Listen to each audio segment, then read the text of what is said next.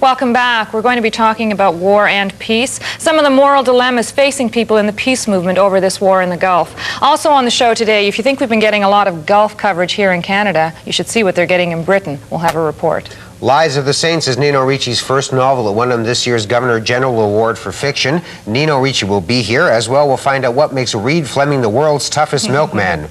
What are we okay, never mind. We'll find out. Maria LaRose has some information on some new marriage prep classes. First, though, a conflict over peace. In the 1960s, the war in Vietnam sparked massive protest and a peace movement that's still strong today. The Gulf War has stirred the same emotions in most peace activists, but for some, this conflict poses a moral dilemma. They're opposed to military action in general, but feel that in some ways, this war may be necessary. And joining me now from Dartmouth is Peter Davison, who has been a committed member of the peace movement for a number of years. And in Roberts Creek, British Columbia, Alan Pudzikowski, who has supported the peace movement since the 1960s, but finds this situation in the Gulf is different. Hi, guys. Hello. Hello, Ralph. All right, this is a thorny subject, and one, I guess, which isn't as cut and dried as people think. It's not really a question of whether you're for the peace alternative or for going for war.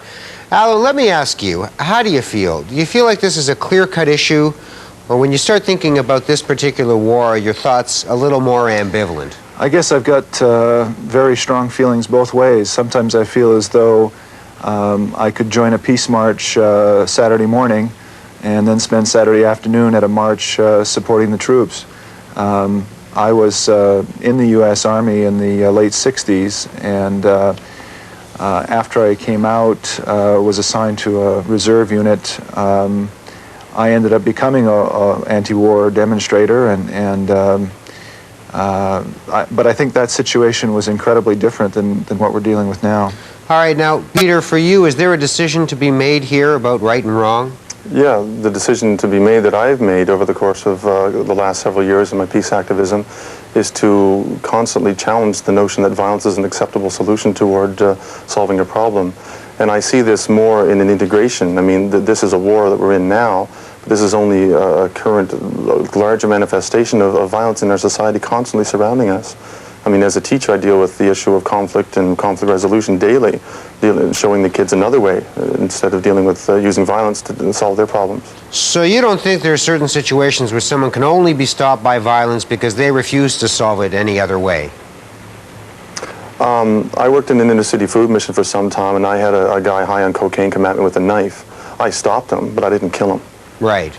Now, Alan, what do you think? Is it a question of conflict resolution, or is it a moral question about people who must be stopped because you believe in the long run they're just inherently evil? Well, somehow I don't think it's that simple. I think that that somehow the word has to go out to leaders of various countries that there is a new world order, if you will, that says that you can't go in and take over another country. I think to draw the parallel with Vietnam, I mean, I think at the time we saw Vietnam as a much grayer area, one that was likely a civil war, if you will, or more likely a civil war than what we're dealing with now. And I think the situation now where you have the unprecedented UN resolution of all these countries coming together to say, we've got to stop this situation. This is not an appropriate way to deal with conflict. Saddam Hussein is the one who initiated this aggression.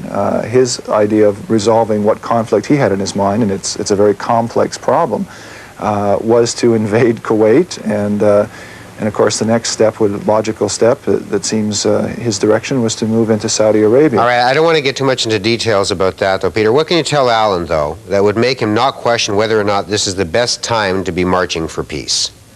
No, I mean, I'm not really interested in entertaining the ration argument. I mean, we know that other countries have invaded other countries, and there's been no precedent for a resolution like 6, 7, 8 before. And I'm not willing to talk about the oil resource situation. But hope, I mean, the bottom line issue here for me is that one of the things that I continue to celebrate amongst the human race, with other members of the human race rather, is hope. I mean, hope that we have to care about these people, that we have to care about the fact that we can't just keep using violence as a solution, whether that's, a man and a wife in their domestic situation, the man chooses to beat his woman, to use his term, to solve a problem, or whether it's kids in a playground. We are a very violent culture. And I continue to speak out against that violence, and I continue to reconstruct the reality for peaceful solutions. And a peace march, if that's a specific type of activity in terms of peace activism you want to deal with, it does two things. So one, it allows people to get together to share their concerns. So for example, the day after war, we had what's known as a rage-in. We used pots and pans, the instruments of creating food and nurturing our bodies, to rage against the horror of this war, the very short-sightedness of this war. And then the second day we mourned. We mourned for the loss of life.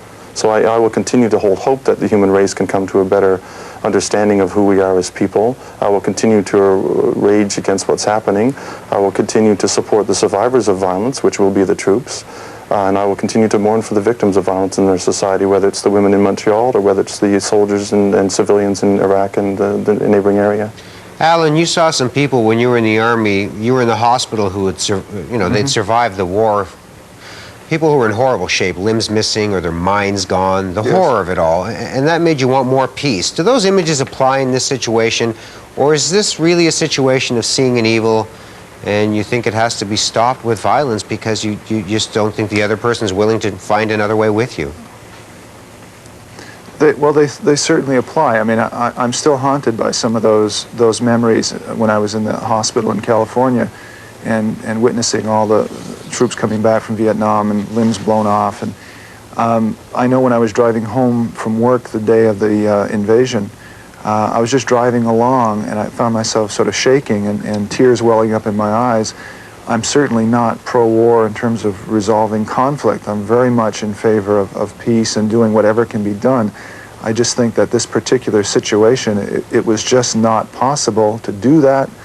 And I think that there are times when some short-term pain, even though it may be intense pain, is necessary for the longer-term gain. And I guess I'd have to say I wish sanctions would have been tried a little bit longer, but then who knows? I mean, that may have allowed Hussein to better prepare troops, to be more entrenched, to starve out people, because if the sanctions had gone on, that the military would have got their food and their medical supplies, but the civilians eventually wouldn't have. So, one of the things, though, is that I think one of the things peace activists will say is that when we start seeing people come back the way they came back from places like Vietnam and body bags with dead soldiers in them, that a lot of people who see this as a clinical sort of video air war will stop sitting on a fence and say, wait a minute, I forgot that this is really about horror and that it has to end. I think that's going to change some people's minds, certainly.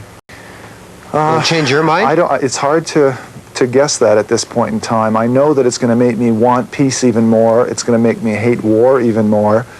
I don't think it's going to make me feel less from the perspective that I think we were justified in taking the action that we did.